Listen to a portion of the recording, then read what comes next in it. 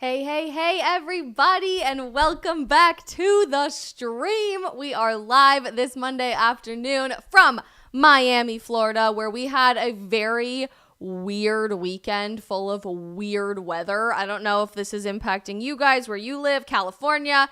I think you guys are all relatively okay out there, but let us know if you're watching in SoCal, other Floridians. It was just weird weather, right? I've never really experienced tropical storms before. I've had blizzards, I've seen avalanches, I've dealt with all kinds of really crazy stuff growing up in the mountains of Colorado. However, I've even had haboobs, dust storms, living in Phoenix, Arizona. However, tropical storm vibes, I just don't know if I mesh with, where it's like really hot and it's extremely windy and the rain comes down in sheets and you can't see out your apartment balcony, but it's not cold. It's just wet.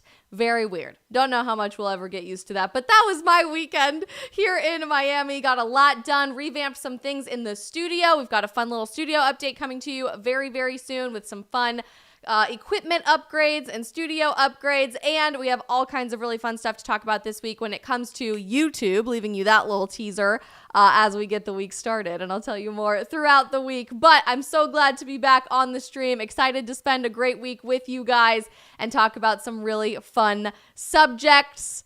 Let's say hi to some people as we're jumping in. As we do, want to first and foremost say hi and thank you to our first of two sponsors for today's stream. First of all, you know them, you love them. Public Square is where it's at. You guys know that I absolutely adore Public Square. They have done unbelievably incredible things in supporting me and my content, but also in just changing the nature of how we become conscious consumers in the American economy. It's a network of more than 65,000 small businesses, all of which you can be really reliably sure share your values. They are all pro-life, pro-family, pro-freedom, and most are made in the USA right here in America. All of the businesses on this platform range from people to help you do your taxes and personal trainers to food and clothing and dog supplies and everything you can possibly imagine. So use the link that I just dropped in the live chat if you are a small business owner yourself. Lots of you guys already have to add your business to the platform. And if you are looking to be a more conscious consumer of what businesses you support and where you buy products from, and you're looking to shop small with smaller businesses that are closer to home, check out Public Square, publicsq.com, or download the Public Square app. Again, that's Public SQ on the App Store or on Google Play. We saw tons of viewership for the stream across platforms last week, which was really exciting. And we even made it on the trending page for Rumble, which we had never done before for the stream. So I was super excited about that. We had over 2,000 people watching live on Rumble for one of our streams last week, which was really exciting to see. And a lot of that had to do with your guys' engagement on the stream as it is live. So if you haven't already, hit that like button. It could be a little heart or a thumbs up, depending on where you're watching. Repost this stream if you have the capacity to do so, or share the link somewhere else on another social media platform. And most importantly, you guys know I do this totally independently. There is no huge budget running this. I am in the spare bedroom of my apartment as we speak right now. This is not a huge media company. Hit that follow or subscribe button on whatever platform you're watching on. It will always be free to watch these streams. It's always going to be free to watch these streams, but you guys helping us grow our platform and getting these conversations out there to people who need to hear it most is how we keep this going and financially possible. So hit that follow or subscribe button no matter where you're watching, and let's jump in and say hi to some people. I want to ask really quick, as you're saying hi and letting us know where you're watching from in the chat, I'm playing with the idea of putting the chat up live on the screen while we are streaming. That's kind of the norm in the gaming streaming world, and I think that would be really fun. Is that something that you guys would like to have the chat live up on the screen so you can see what people on other platforms are saying? If so, I have to figure out a way to conglomerate all of the chats from all of our different platforms into the same dumping ground that I can put up live on the screen somewhere. But if that's something you're interested in, let me know. Starting over on YouTube, Spellbound Bear and Jake are watching. Jake, I hope things are great down in Australia. Tell us how the future is since you are so far ahead of us. Alexandra and Deloon are watching. Dutch Canadian is watching in the Netherlands. Marnus is here. Brenda says, hola. Hi, Brenda. I need a vacation too. I will be totally honest. We've got Geeky2 Tube Gaming watching, and many, many others. Hello, you guys over on YouTube. Michael and the Glock Fanboy and Chris Green are watching on Rumble, as are many others. Chris, you are in Iowa. I've only driven through Iowa one time, but I will be remotely somewhat more close to your neck of the woods this week, going to Wisconsin for a couple of days. If you guys can guess why I might be in Wisconsin for a couple of days, that'll be really exciting to share more with you at the end of the stream. Nitty Witty, Getter Gang, K-Descu are all watching on Getter and over on Locals. Magic Def is working from a van. That sounds lit. If I can just say really quick, I actually think van life would be the greatest thing in the entire world. I would love to be one of those people that lives in like a totally built out, really epic Sprinter van. Have you seen that on like TikTok and YouTube, where people are building out these absolute dream vans and they look nicer than my freaking house? And then they just drive around and they work from national parks and the woods, and that sounds so heavenly to me. So jealous, Magic Def, you're working in a van. Alex Padron, Alex Warlord, Sabina, Crazy Cat Lady, Johnny Diamond, and more. I am so hippie chic, Magic Def. Thank you so much. I just can't help myself. You guys, I love you so much. So excited for this conversation and Geeky Tube Gaming. I am hyped for this live. I hope you are hyped for this live, because we got a lot to talk about, and because honestly, I'm about to go off. So we should just prepare ourselves for the bomb of anger that is Isabel's feelings about all of this, because the more I research this topic, the more unbelievably ticked off I actually get. I'm so frustrated with the state of American politics.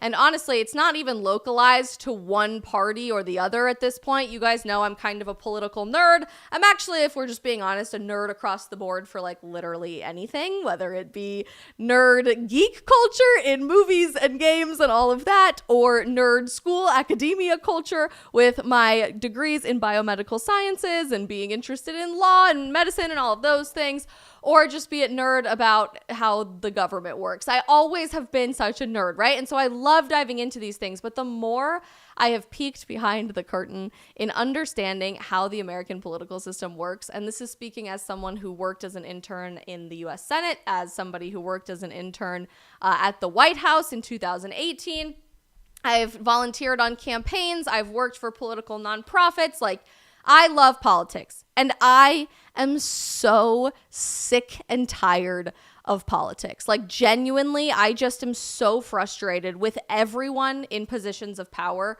in America today, because what we see is the exact same cycle over and over and over again of the same people getting elected to the same positions and then reelected to the same positions for making the same empty promises that they never intend to follow through from the campaign trail on once they are in office. And then we wash, rinse, repeat every 2, 4, 6 years. And the exact same pattern is happening on both sides of the political aisle today. I'm not going to weigh in on anything partisan or like my opinions on anything that way in terms of specific policies today. And honestly, it's been a while since we've really talked about politics on the stream. So today is kind of a departure from a lot of the cultural stuff we've been talking about lately.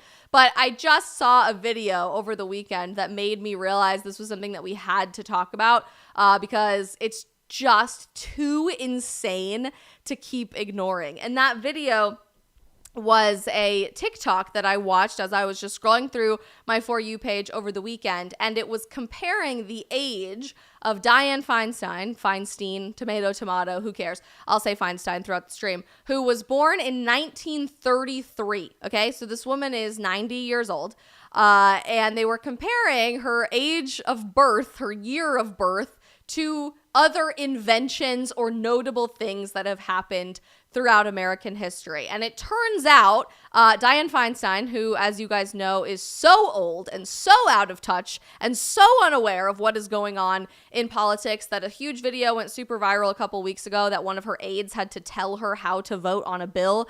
live on the Senate floor had to say, just say I. And so she said I, like so unbelievably out of it at 90 years old. And I don't hold that against her. She is 90 freaking years old. I too probably would lack the mental capacity to be able to effectively vote on legislation. She's so out of it that it's just ridiculous to comprehend. But the reason she is because she was born before the invention of the trampoline, for example, or the ballpoint pen, or the microwave oven. And she's not alone. Our aging government in the United States is enough to just make your head want to explode. And I know that we have a ton of international viewers on the stream every single day. We've got people all over Europe. We've got some Australians watching, everybody all over the world. So I'm really curious if you guys are experiencing this in your country too. Chat, drop it in there. I know Dutch Canadian, you can probably weigh in on this. Jake, you can weigh in on this. Is this a problem that's unique to America, or do you think this is a problem everywhere with this older, almost like wealthy ruling elite class causing all of the problems from the government throughout society and with their partnerships outside of the government in society, and then turning around and pointing the finger and blaming young people for the downfall of society? Because amazingly, even though our aging government is enough to make you want to put your fist through the wall, because it's just so unbelievably frustrating and blatant that these people have no idea what is going on, let alone have the capacity to effectively run our country, they still blame everything on us, on young people, on Gen Z in particular, saying that we are the ones destroying America. We're ruining Western civilization. We are destroying our fundamental values as Americans. But they're the ones who have been in Washington, D.C. and in politics longer than twice the time we have been alive, making all of the decisions about educational curriculum with the Department of Education, making all of the decisions about taxation and financial security and even basic financial literacy for our generation to even understand any of that to begin with, who we go to war with, how everything is funded, what our infrastructure looks like. All were decisions based on other generations who refuse to give up power in Washington, D.C., absolutely refuse to retire, even when they short circuit and their like brains reboot right in front of us in real time. And I don't say this to be disrespectful to those people. I too would probably basically have a stroke and be totally unaware of where I am if I'd been working in Washington, D.C. for 50 years and I was 90 years old having no idea what was going on. I'm not saying any of this to be disrespectful, but like, how many times does this have to keep happening and we still buy into the lie that it's young people ruining the country? So I have a lot of thoughts today. Long story short, we're going to be reacting to some really crazy comparisons with the age of our extremely quickly deteriorating government leadership from both sides of the aisle. By the way, this is not even remotely a partisan conversation. But figure out if this is really uniquely an American problem or not, and why this aging government that is running things in America while they simultaneously blame young people is a serious, serious problem going into 2024 if we are trying to just keep anything afloat, let alone be promoting freedom and liberty and morality and all of the good things that we do want to be promoting every single day. Alexandra says, oh my word, that's old. Dutch Canadian says she's older than sliced bread. Probably literally true, which is just so freaking frustrating to think about. The president of South Africa, Marnus is letting us know, is 70, which is substantially younger than our president, but definitely worth thinking about for sure. Daloon says our prime minister finally stepped off after 13 years. Alexandra says President Zoran in Croatia is 56, which is younger than a majority in the politicians in America. I agree. So I think this is just really interesting to think about from a international and global perspective as well. If this is a uniquely American issue because of exactly, ironically, what our founding fathers warned against with the deep divide and power and just generational infrastructure of partisan politics, of political factions with the two major parties? Or do you think this is just an issue of power being corrupting and people in positions of power really never want to give up positions of power all across the world? I think it's a little bit of both. Obviously, once you have tasted power, it's really difficult to let it go. But I do think the political factions and the two-party system in America running our entire show, rather than giving people more options to pick and choose, having to build coalitions, having to make your case legitimately in front of voters with every election, I think that's weighing into it as well. African Warlord and Alex Padron are cracking me up in our locals chat. This is why I want to show the chat on the screen. Comparing our president to Emperor Palpatine, which is pretty darn accurate, and our government to the Empire. I mean, literally, it's like these people genuinely believe suggesting that we should have term limits is an attempt on my life that has left me scarred and deformed. I mean, they just cannot even begin to have the conversation of what it would look like if they were not in positions of power. So how has that manifested? What does that even look like? I think it's just a good place to start to talk about how old Congress and our White House and everybody in positions of power actually is. If you haven't paid attention to this or you haven't researched this as of late, prepare to be amazed is all I'm going to say, okay? NBC News reported this right after the election in November. So this was actually at the beginning of 2023 that they reported this after the midterms, that the 118th Congress, the Congress that we are currently living with right now today, is the third oldest conglomeration of people in Congress since 1789, since the United States Constitution was ratified. Since we had a Congress to begin with. This Congress is the third oldest and has been getting older progressively since the early 1980s. So almost 2 decades before I was born, a decade and a half before I was born, Congress has been getting older and older and older and older and older, which is lovely. We just love to see that. They said Congress did not get older this year, but don't call it young. The 118th Congress enters Capitol Hill as one of the oldest in the past century, according to an NBC News analysis from the United States Project, a group of journalists and researchers, blah, blah, blah, blah, blah, who track things. In fact, of all of the Congresses, of every single Congress America has had since 1789, this is the second oldest Senate ever put together since 1789, and the third oldest House of Representatives ever since 1789. As of the midterm elections, the average age in the Senate is 63.9 years old. The average age in the Senate is 64 years old. And in the House, the average age is almost 60. Compare that, by the way, to just the average age of Americans, of the constituency, of the American population. We currently have the oldest average age of any American general population ever, and the median age for the American citizenry is 39. 39 is the median age for just the general person in America. Oops, I'm clicking on the wrong thing. But the average age of senators is 64, and the average age of House of Representatives members is almost 60.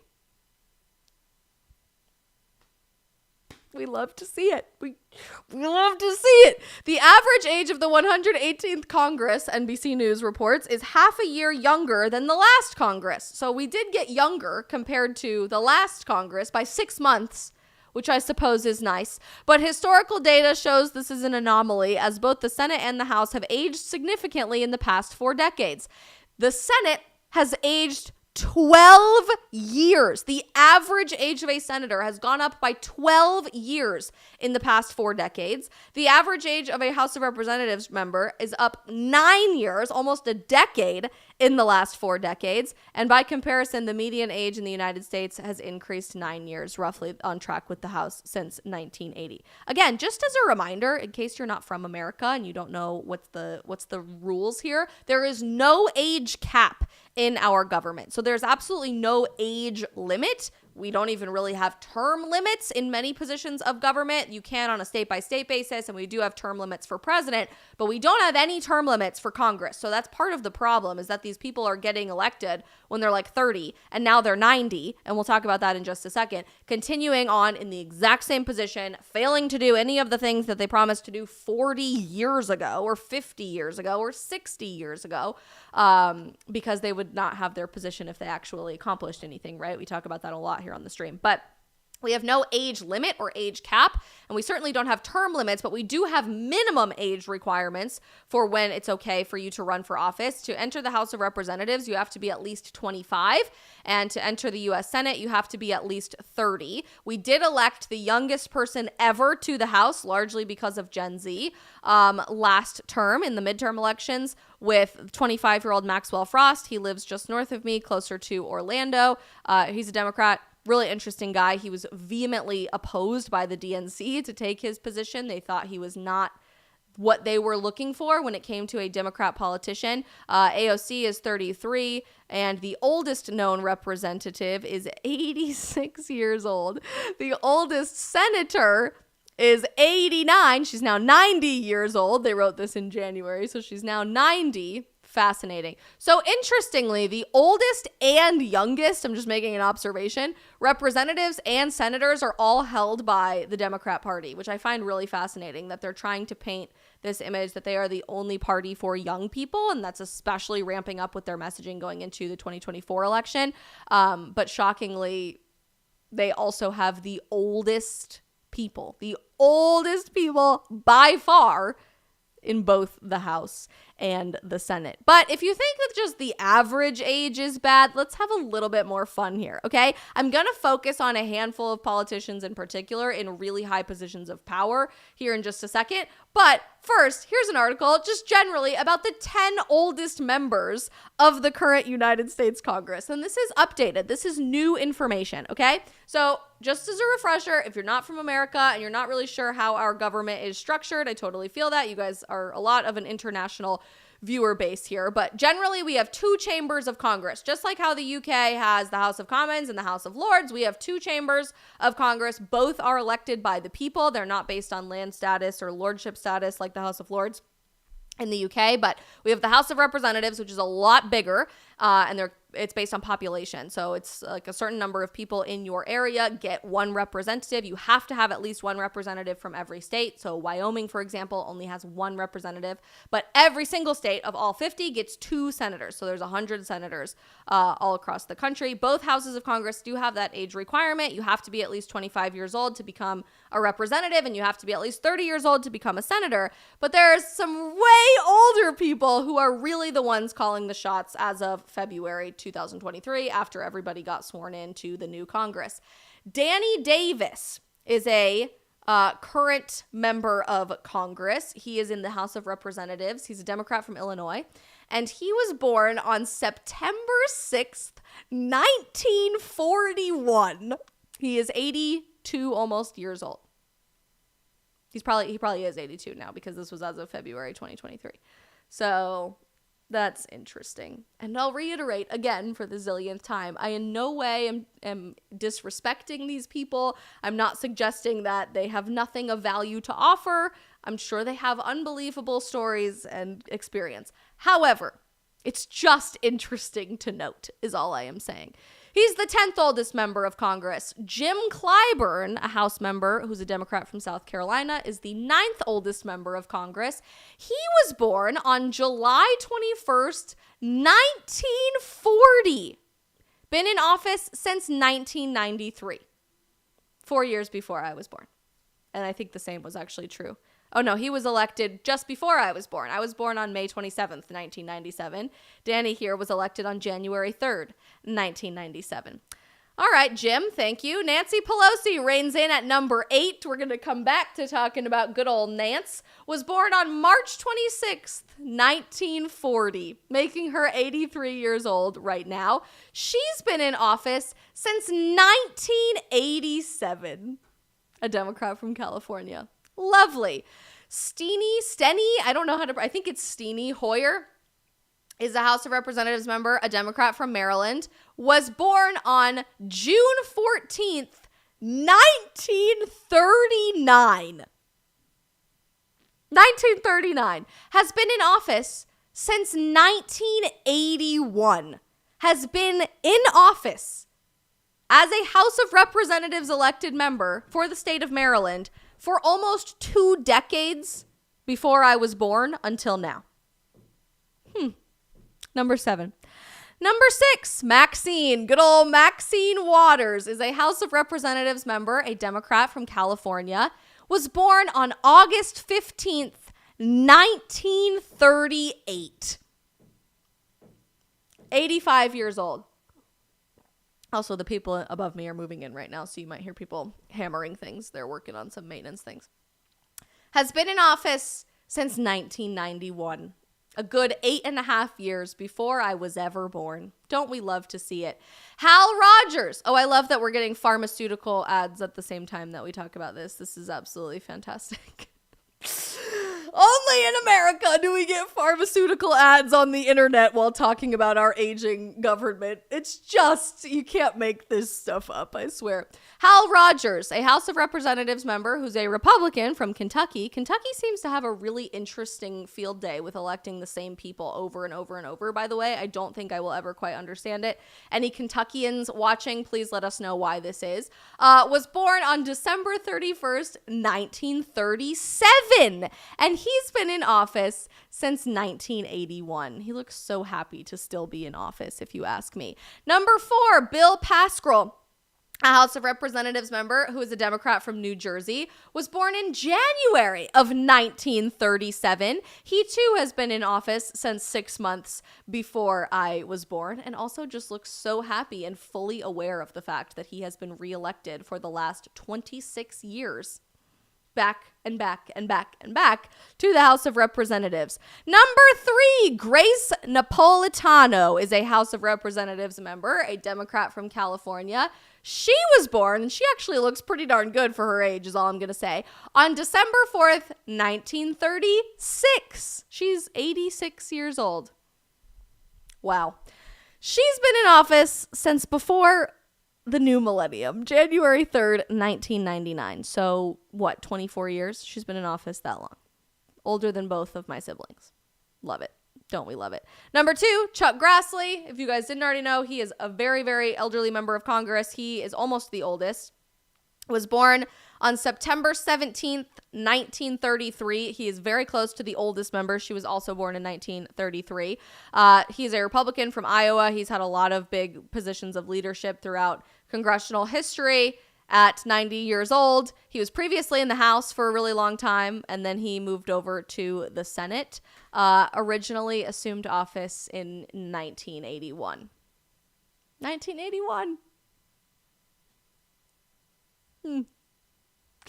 Dianne Feinstein. I don't know. Is it Feinstein or Feinstein? You guys let me know. It's tomato to me. I can never quite get it right. The oldest member of Congress, a Democrat in the Senate from California, born on June 22nd, 1933. 90 years old. Has been in office since 1992. A solid 5 years before I was ever born, before I was ever even a forethought, before my parents even knew each other. Think about that. This woman has been in Congress since before my parents knew each other existed, ever got married, ever even had a forethought of having children, and long before I was ever born. That's wild for me to think about, like truly difficult for me to wrap my head around. And I want to go back and focus on a few members of Congress and some other really fun individuals just to reiterate all of that information in case you didn't get it the first time, because it is just absolutely insane. DeLune says these people can almost retire 2 times already. The retirement age is 65 in the United States. So yeah, they could almost retire 2 times at this point. It is insane to me that all of these people are still getting reelected. Not only are they going back, but ordinary people are still choosing to put their name on a ballot to fill in the little bubble every November to keep these people going back. Why? I don't know. But they're not alone. So I want to focus on a few people in particular. One is not even remotely in the top 10 oldest, but is still darn pretty old. Actually, two are not in the top 10 oldest, but are still darn pretty old. And of course, our president of the United States. So not only is Congress just unbelievably old, we actually have the oldest president ever elected in the United States as well, in Joe Biden. And if you don't know much about Joe Biden's past, or you only knew him when he became vice president under Obama, he's actually been in Washington for many, many, many, many, many years. You'll find all of these people have pretty much one thing in common in their extreme age.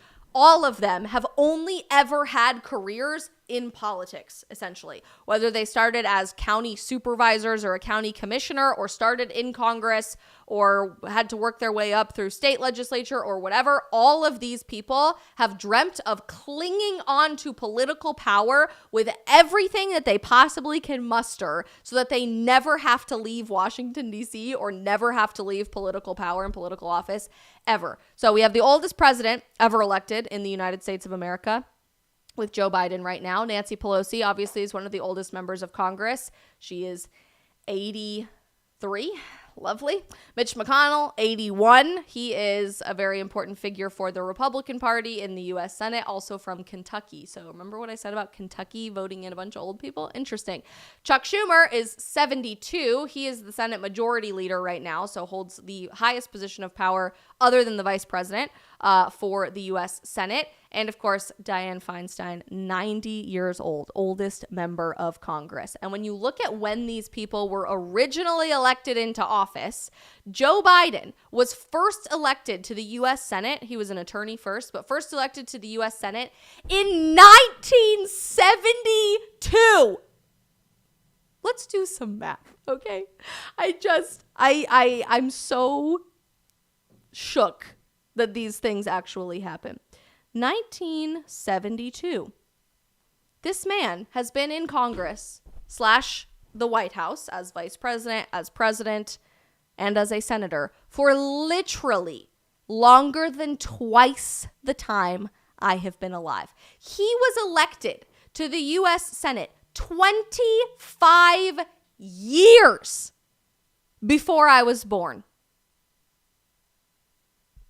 25 years before I was born, and I am now 26.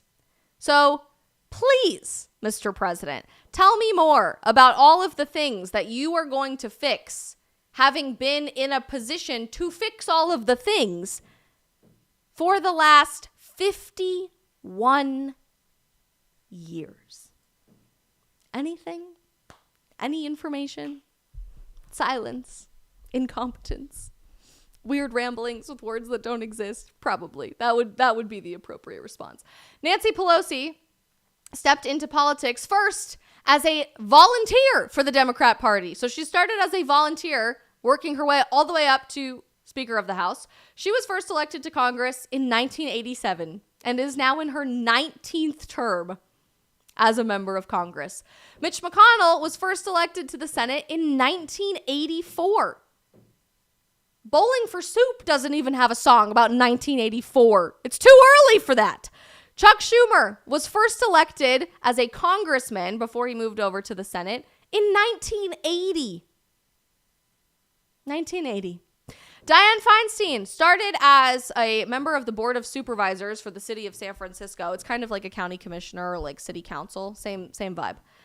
Started doing that in 1970. In 1970. And she was first elected to the U.S. Senate. In the Senate, not even House to Senate, but just in the Senate since 1992. Many, many years before I was even conceived, let alone born. So if you really want to start freaking out, okay? If you really want to start looking at these people's ages, here, we'll come back to their age alone.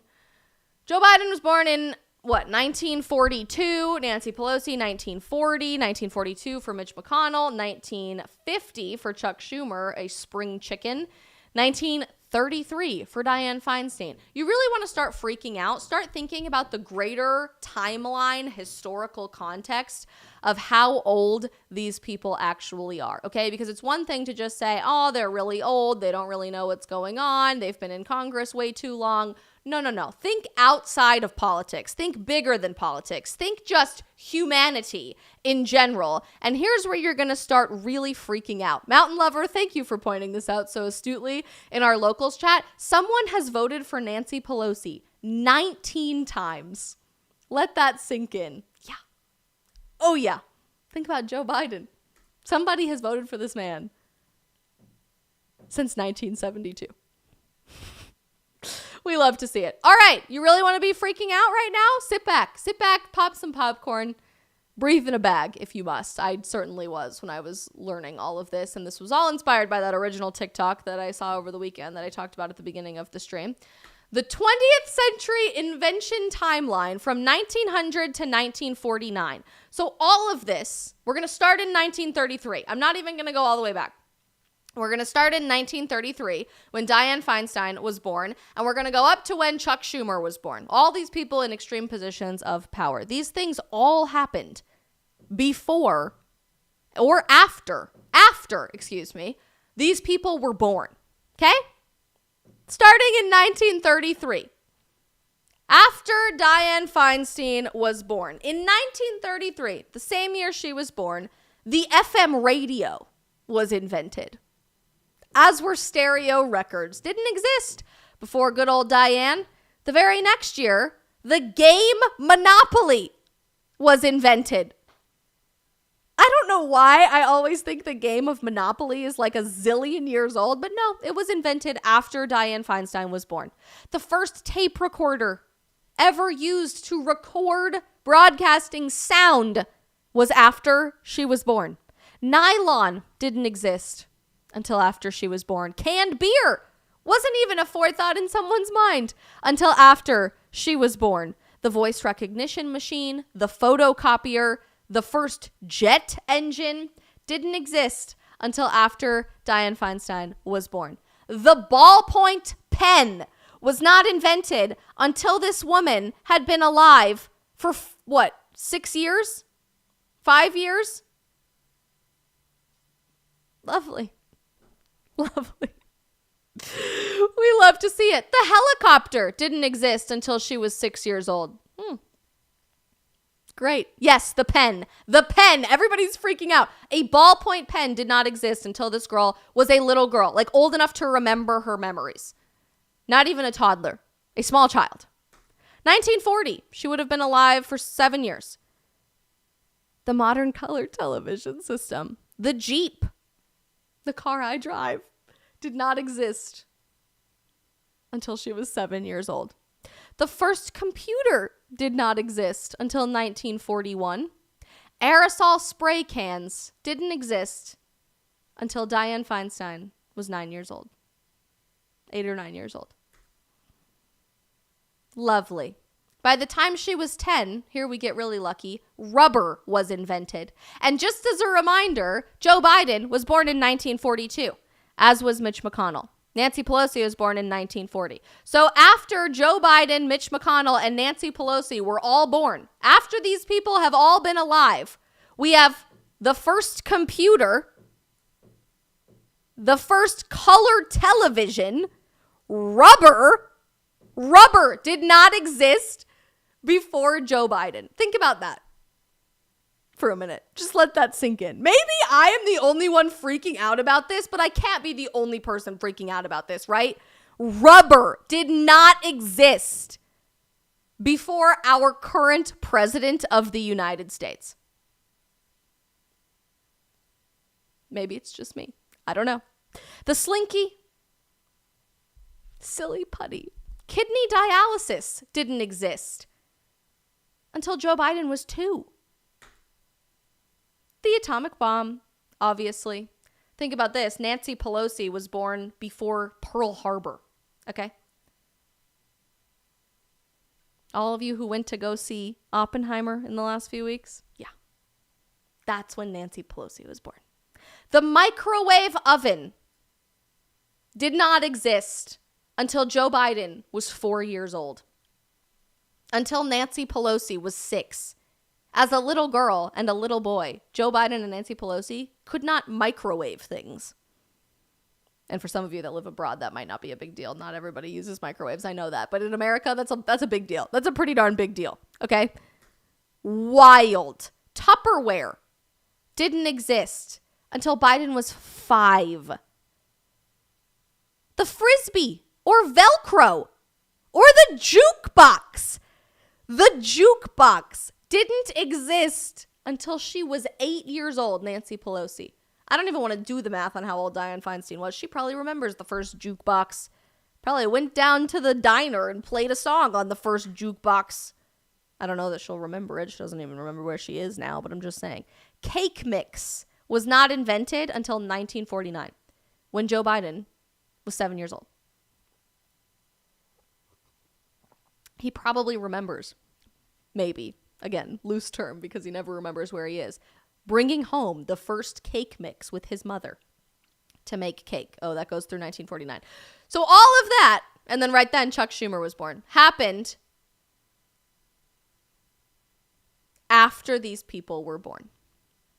Now let's go over to 1950. The same year Chuck Schumer was born, the credit card was invented. The credit card was invented. Oh, man. Videotapes weren't invented until 1956 when Chuck Schumer was 6. Satellites didn't exist until he was 7. The microchip, lasers, pacemakers for a heart weren't even available until Chuck Schumer was 10. Biden would have been what? 20, 22? No, 18. He would have been 18. I hate math. I'm not a math person. You guys know this. 18.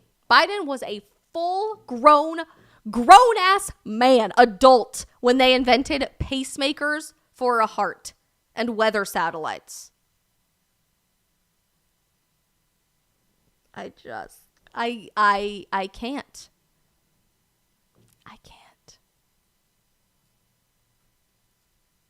Every time I do the deep dive into this information, my brain just explodes. Like, I just can't wrap my head into how it is possible that we are letting people run our country who were alive longer than rubber and the ballpoint pen and trampolines and the microwave oven and the first computer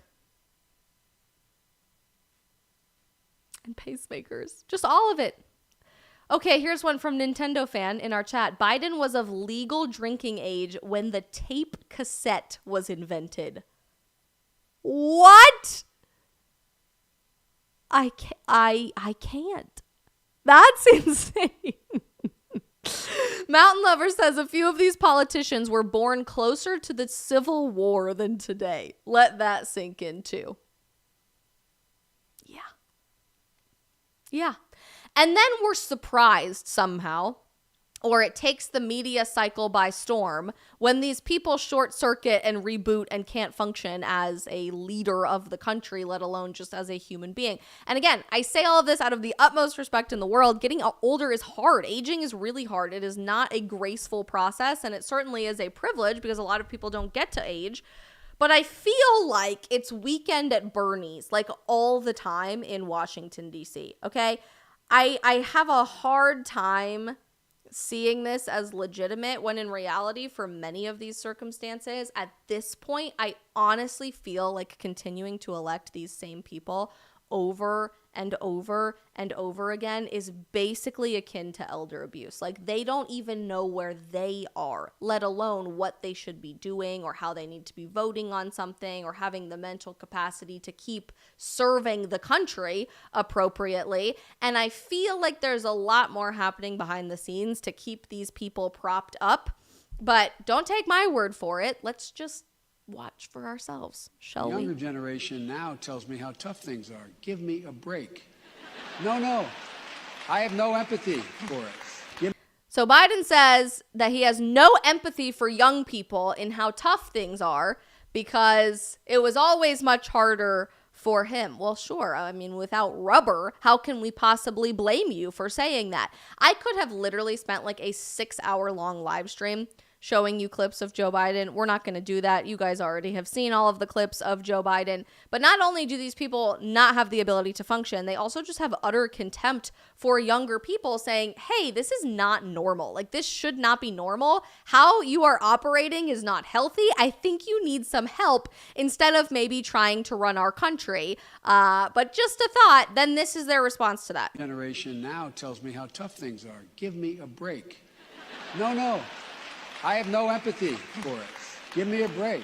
If you have no empathy for how hard things have gotten for us, then maybe we shouldn't have empathy for the fact that you are being propped up Weekend at Bernie's style in Washington, D.C. when you have no idea what's going on.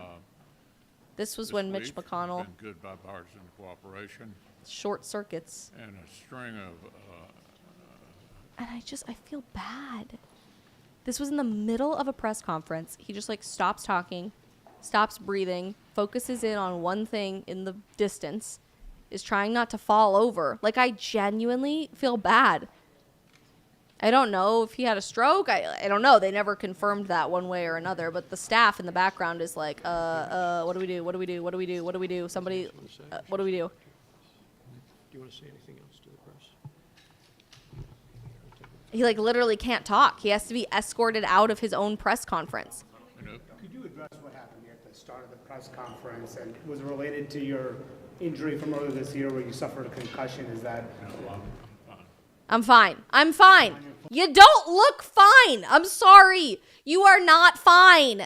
Call me young, stupid, ignorant, whatever for saying that, but you're not fine. This is not what the people running our country should be acting like. Fully able to do your job? Are you able to do your job? Yup. I just get your reaction to... Let's just watch that one more time.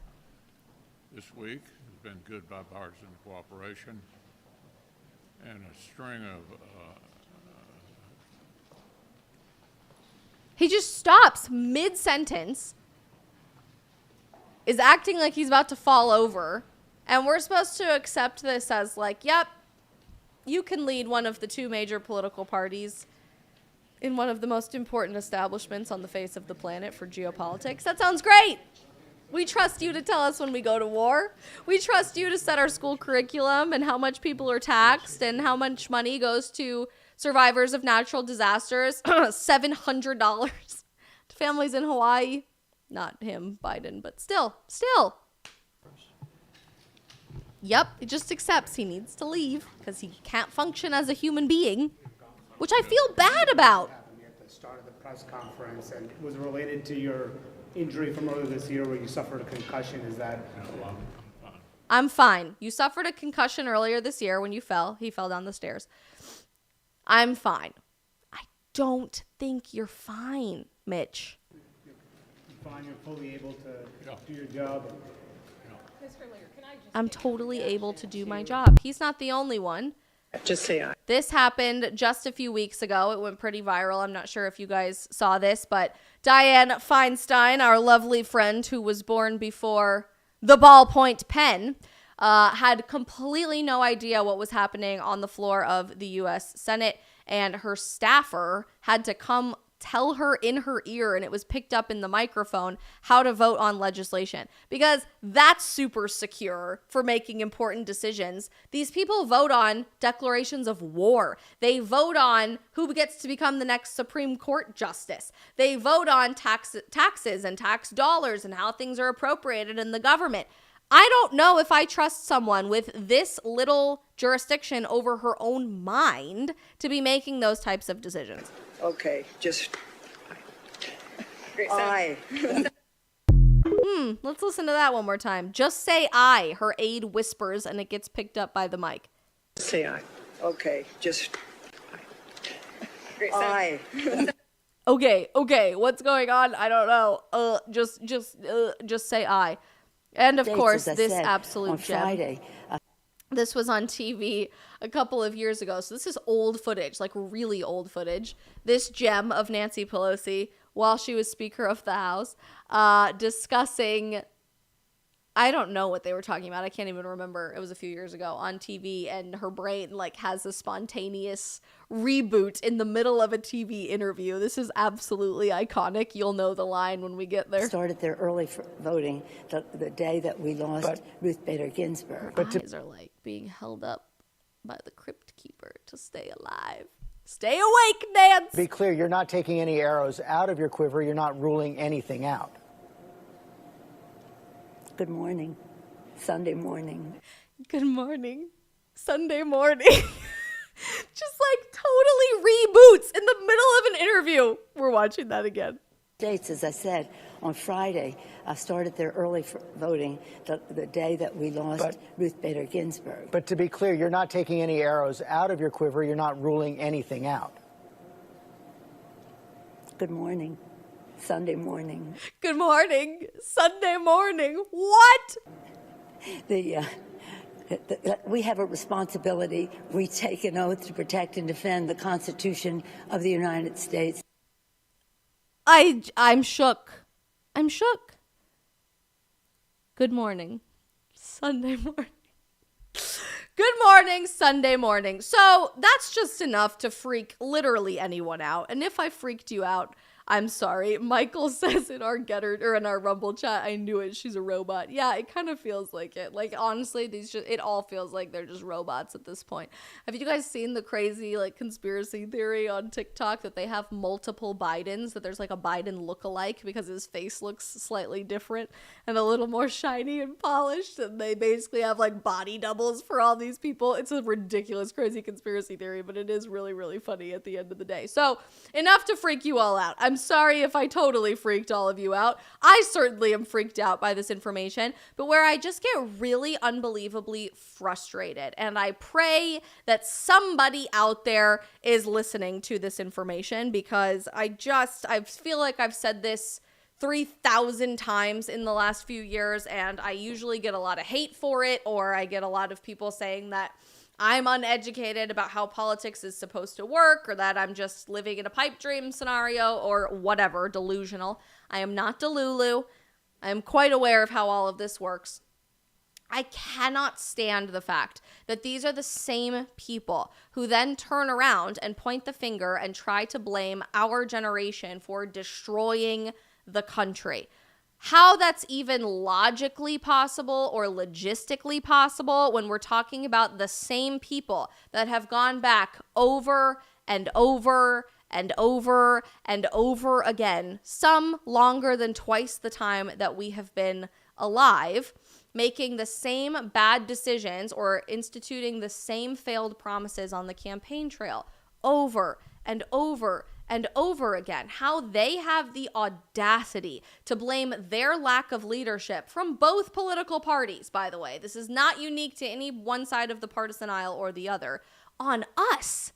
On people who had to live with the system that they failed to build appropriately for the generations that came after them. For the people that have been banking on broken, empty promises with every passing election, every 2 years, every 4 years, or every 6 years. It's disgusting to me. And then not only do they turn around and point the finger at young people and say that we're stupid, like our president saying that he has absolutely no empathy for young people, our current vice president, who isn't nearly as old as any of the people that we've talked about today, but certainly is up there and a bit out of touch, mostly because of her personality, not because of her age, actually said that all young people are just stupid. It's why you put them in dormitories and you make them go to college before they really grow up, because they're so stupid that they can't make decisions for themselves. I hear this rhetoric all the time.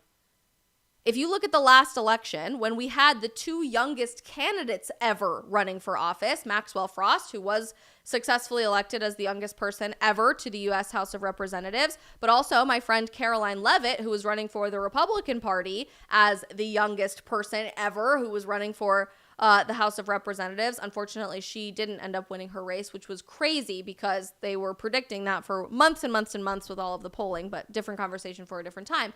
Both the DNC and the RNC actively campaigned against these 24, now 25-year-olds because they didn't fit the image of what the Republican Party or what the Democrat Party was supposed to look like in Washington, D.C. They spent thousands of dollars on primary candidates to oppose Caroline and Maxwell alike, saying that they don't have what it takes to run this country, that they don't have fresh ideas, they don't fit in with the model, which is unbelievably ridiculous because this country has always relied on young people to be fighting for the next generation, to be disrupting the system, to be bringing new ideas into the fold with every passing day.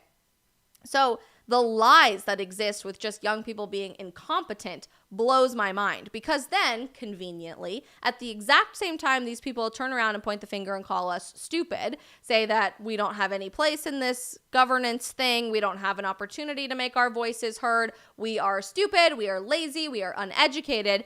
Every 2, 4, 6 years, conveniently, these people, as we get closer to November with every passing year, then all of a sudden want to wrap young people up in their big, beautiful, wide open arms and say, we are the party of youth. We are the party of making the future brighter for you. We are the party of getting rid of your student loans. We're the party of making healthcare more accessible to you. We're the party of giving tax breaks to young people and helping them get jobs.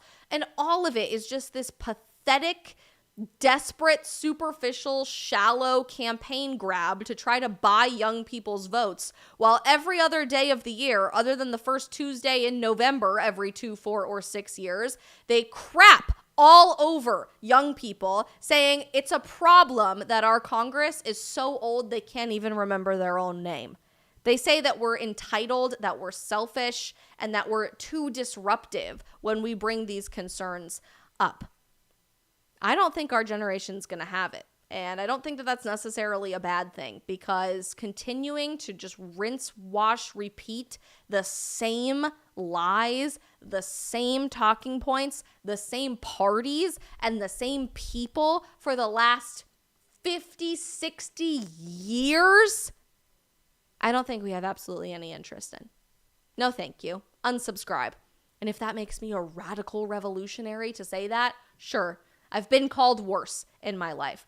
We're seeing that desperate grab of power and trying to buy young people's votes with any possible means, getting closer to the 2024 election already, largely from the Biden campaign, despite having a massive lawsuit targeting the legality of his student loan relief program that went through the Supreme Court, and the Supreme Court basically said you can't just wipe away the loans of 80,000 people. That's not how debt works, and actually the way you were going to do that is unconstitutional. The Biden administration and the campaign has announced that they're basically just doing it anyway. So last week, over 80,000 people, I believe, 800,000 people, way more, 800,000 people saw some of their debt start to be forgiven for student loan debts. We're talking about $40 billion worth of student loan debts being forgiven, pegged on, of course, taxpayers and people who don't have student loans, who had to make really difficult decisions about where they went to college or how to provide for themselves, or maybe not even to go to college in the first place, but start their own business or go to trade school. We are now having to pay the astronomically, ridiculously high student loan debts of 800,000 other people who made really bad decisions. I could have made a really bad decision. I was supposed to be $250,000 in debt going to a really prestigious brand name private school in the San Francisco Bay Area. And I had to make a tough choice and look at myself in the mirror and say, I want to graduate debt free. I don't want to be $250,000 in debt. So I went to my state school that every single one of my guidance counselors laughed at, where I threw the acceptance package away in the trash when I got it. I didn't even open it because everybody got into my state school. It wasn't this prestigious opportunity to go there. And guess what? I was still academically challenged. I still got to go to a name brand grad school. I still got to work at the White House in college. I didn't have to go to a Harvard to do that or a Stanford to do that. I got to go to Colorado State University and graduate with money left over to go to graduate school. That was a tough choice that I had to make. And frankly, I'm really not okay with paying the loans of people who are going to Cornell or NYU or Stanford or UCLA to study underwater lesbian basket weaving because they think that that's going to make them successful. You don't have to be 50 years old to realize that that was a really bad choice to make. I realized that at 18. So we see this like immediate, desperate, pathetic attention grab thing, vote grab thing in forgiving student loans as like the only thing that's going to make young people vote for the Biden campaign and vote for the Democrat Party. But I think we are a lot more nuanced than that as a generation. We are so much more skeptical than that as a generation, and a cheap grab at trying to buy our votes with forgiving student loans, while the next day you turn around and you say you have no empathy for young people in the devastating economy that you have built in the country ravaged by natural disasters that you can't pay attention to because you're on your 380-something day of vacation at the beach with your family 3 years into your term. Then you turn around and tell young people whose house just burnt down in Maui that have been in their family for 9 generations in the same town that the best you can do for them is $700 per household. Really? That's what we're going to do? You've created a system for Americans that has created so many jobs, but no young person can get hired for a job effectively, and there's rampant joblessness for Generation Z struggling to make ends meet. Did you know the average young American today who makes $100,000 plus a year is still living paycheck to paycheck? Still. Because the cost of groceries is up 20-some% since Biden took office. Inflation is up 15% since Biden took office.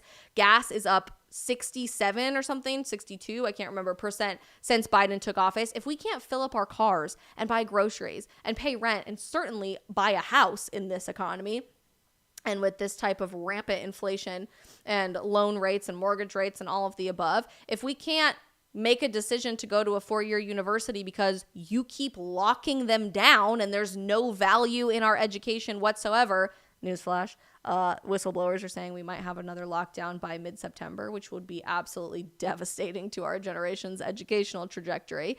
If we can't get great jobs because they're all freaking on Zoom now because we kept the country locked down for way too long, if you're telling us that everything needs to happen on your agenda, or it's stupid, or it's ignorant, or it's lazy, or it's too young, I don't think our generation's going to go for that in 2024. We are actually, interestingly, trending more conservatively with how we vote on an issue-by-issue basis, meaning more small government, more leave me alone, get your hands out of how I live my life conservatively in the United States of America as youth, election over election since 2018. So if you look at exit polling from 2018, 2020, and then 2022, over time, Gen Z is trending more conservatively, which generally tends to correlate with the Republican Party over time with every passing election. And that is still in spite of completely no messaging strategy, no campaign, and worse, even blatant alienation and attacking of young people from the Republican Party. So I think what we're seeing with this generation is an opportunity to try something new. And there is no better time to do that than 2024 in America, with a major, major election happening that ultimately, I believe, will determine the future of not just American culture, but Western civilization as a whole. 52% of our generation, when we are registering to vote for the first time, are registering to vote as independents. 52%. We feel disenfranchised by the lies and disgusting age of the Democrat Party. We feel disenfranchised by inaction and empty promises and the overwhelmingly ancient age of the Republican Party in Washington, D.C. We are tired of people saying on the campaign trail, we're going to make your life so good, young people. We're going to make it so cheap, and we're going to get rid of your debt, and we're going to put you in all these really important jobs, when that never happens over and over and over and over again, or it happens all the wrong way, like pinning that on taxpayers of your same generation without actually doing something meaningful about it or reducing our deficit as a country or whatever. Newsflash, Joe Biden, there's not a magical money tree that grows in the backyard of the White House. I've been in the backyard of the White House many, many times. As much as I wish we could just pluck dollar bills from a tree or just print more money, it doesn't work that way. We are tired as a generation of watching everything get blamed on us when most of us are still teenagers or in college and have yet to even vote for the first time anyway, when everybody else who built this country on broken bricks of a foundation continue to turn around and point the finger at us. We're done. We're tired of it. And I don't know what that's going to look like or how that's going to manifest in terms of a partisan outcome for the 2024 election. I think one party is doing a much more interesting job in bringing young people into the fold by opening the White House up to TikTok influencers and independent content creators like me, like having social media summits at the White House right now. I think there's a lot to be said about youth involvement and pop culture involvement with some campaigns versus others across the board. On all partisan sides of what's happening in America today. But all of the partisan side of this conversation aside, let's just put that in the corner for a little while. I want you to know this. Our country was not founded. Our country was not designed. Our country was not intended to be run by old people who have been in power for 50 plus years and cannot let it go. Our country was not intended to be run by two major partisan factions that have way more power than the average American citizen. And our country was certainly not founded or intended to attack youth, to attack young people and new ideas and a new generation fighting for freedom, period. To the contrary, even before our country was ever founded, we have relied on younger people, a new generation, and people willing to bring new ideas into the fold in spite of the older generations who couldn't let go of power. Mark my words, if the founding fathers from 1776, like at that era, were here in 2023 America, they would tell us that we need another 1776, as I'm wearing my 1776 cute little necklace from Katie Anderson. Our founding fathers looked at people who had been in power, political power, their whole life through a system of a monarchy. But honestly, do we have something much better at this point if these people are still getting elected 50 years later? How is that much different from a monarchy? Or the same 5 families that keep getting elected to the same things over and over again. They looked around at the people who had been in power for far too long, who had been corrupted by power for far too long, and said, this is a problem based on our God-given liberties that the government is trying to control too much. And sadly, the same people that are setting the curriculum, the same people that are funding our Department of Education, and the same people who want to keep getting elected to Congress and the White House over and over and over again have continued telling us a lie about the people who founded this country. If you ask any high schooler or college student today in America, I love asking this question when I go speak on campuses across the country. How old were the founding fathers, or what did they look like? They will all tell you, almost in unison, like robotically, old white men. They will all tell you that. And I think that has a lot to do with the paintings and the pictures that we see in our history textbooks, that we have seen busts and statues of in Washington, D.C., or in museums when we go visit the monuments and memorials in Washington, D.C. on our 8th grade trip to D.C., which is kind of the standard thing to do in America. We see old people encased in white marble, and we just assume these people were really old. And it's an easy assumption to make because our government is really old. The people running things today are really old, so it would stand to reason that the people who started the entire journey would be really old themselves as well, right? And some of you guys may have heard me talk about this before. I've certainly posted about it many, many times, but it bears repeating because I think it's really, really important. On July 4th, 1776, our founding fathers were not old white men. The people who had to take it into their own hands to declare something revolutionary, to declare our independence, to declare God-given rights instead of government-given rights, were young patriots saying, you have too powerful of a government and a stature in society, and we want to give that power back to the people. On July 4th, 1776, I want to skip down to some of the more important figures here. James Monroe was 18 years old. 18. Aaron Burr was 20 years old on July 4th, 1776. John Marshall was 20. Nathan Hale was 21. Alexander Hamilton was 21 on July 4th, 1776. 21. Betsy Ross, who made the flag, 24. James Madison was 25, younger than me at this point. I am older than James Madison was on July 4th, 1776, which makes me feel really old, to be honest with you, but that's okay.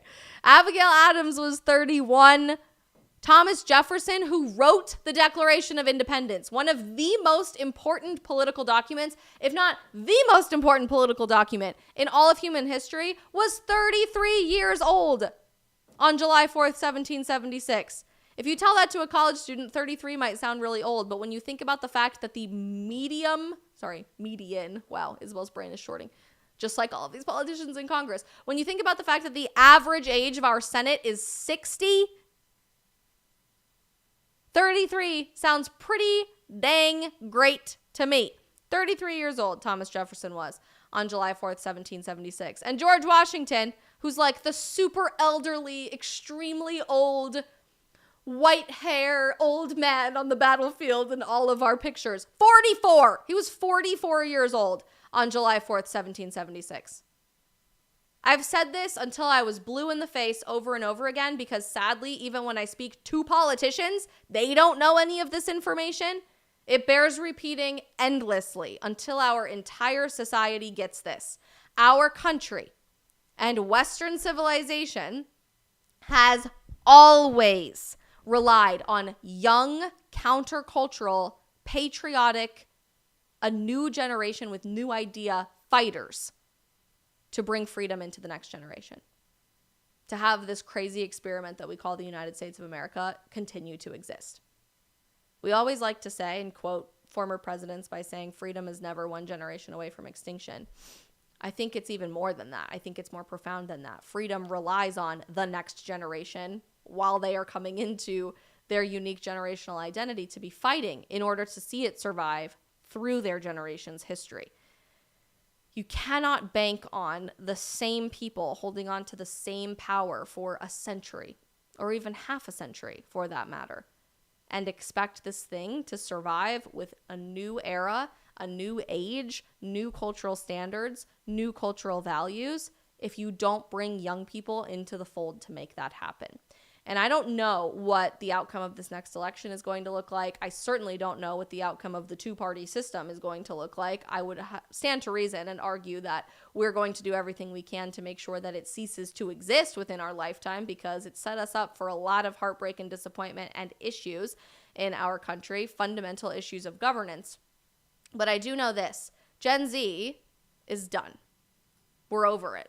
We're showing it in how we vote, and we're voting in record high numbers that nobody expected us to do. We're showing it in how we change culture by making different decisions than what those in power are telling us to do as the pathway to success in our job choices, in our educational choices, in our dating choices, and more. But it can't be just us that is done with this system if we're serious about seeing America and democracy, frankly, survive around the world moving forward. It cannot just be us. It has to be those older than us as well, seeing Gen Z not just as a cheap vote to be grabbed every 2, 4, or 6 years, seeing Gen Z not as stupid or ignorant or uneducated or lazy, none of which are actually true, but seeing an opportunity for a new era of leadership and being willing to let go. Let go. You do not have to be the person sitting in the seat in order to feel good about what decisions are being made in our country. You can hand the wheel of the car over to somebody else. At some point, every parent has to teach their kid to drive. And it might be uncomfortable sitting there as a passenger at first, but that's the natural order of how things happen, right? In families. If we look at our country as a family, we have seen an abusive father figure in our government for far too long. And it has got to stop. Not just because it's ridiculous. These people were born before any meaningful invention of the modern age and the Industrial Revolution, but also because the decisions they are making are plowing our country to the ground. We are in a race to the bottom right now in our educational standards, in our economy, so much so that nobody in the mainstream media told you about this last week, but China and Russia are basically signing their own currency and wealth and trade agreement separate from the United States. They don't need us anymore because we're not the world's powerhouse economy anymore. The more we see international conflict arise, and we have so many problems with our house divided here, the less we will be able to actually help in a World War III crisis scenario, if anybody ever declared war on us. Our economy, our governance system, our way of life could collapse literally tomorrow. And a lot of that has to do with the horrible decisions that these people continue to make 30, 40, 50, 60 years later after they were first elected. And we keep sending them back. Stop. It's time for a new generation of leadership. It is time for a new generation of ideas. And it's just time for a new generation of voices, period. And that generation has to be Gen Z. All right, you guys, thanks for listening to my rant. That was a very fun Monday stream. But I do think that we have a lot to have hope in and a lot of reasons to be excited about this next generation for all of the right reasons. I mentioned that we have 2 sponsors for the stream today. Our other sponsor is our amazing friends over at Ruff Greens. You guys asked me last week if there was any product that I would totally recommend for dogs, and the answer is absolutely yes. I do have a product that I would recommend for dogs. Libby's been trying this lately, and you guys know how obsessed I am with my dog Liberty, and she absolutely loves it. She has way more energy. She is super playful. More than I've really seen since we moved to Florida. So I'm really excited about it. Ruff Greens is an all-natural human-grade supplement for your dogs to improve their energy, their joint health, their digestion, and their immune function. You basically just take a scoop. It's like a protein powder, kind of. You take a scoop and you add it on top of your dog's food, and it gives them 19 plus fruits and vegetables to their current dog food, which adds digestive enzymes, probiotics, omega oils to their diet that's probably missing from what they're eating right now.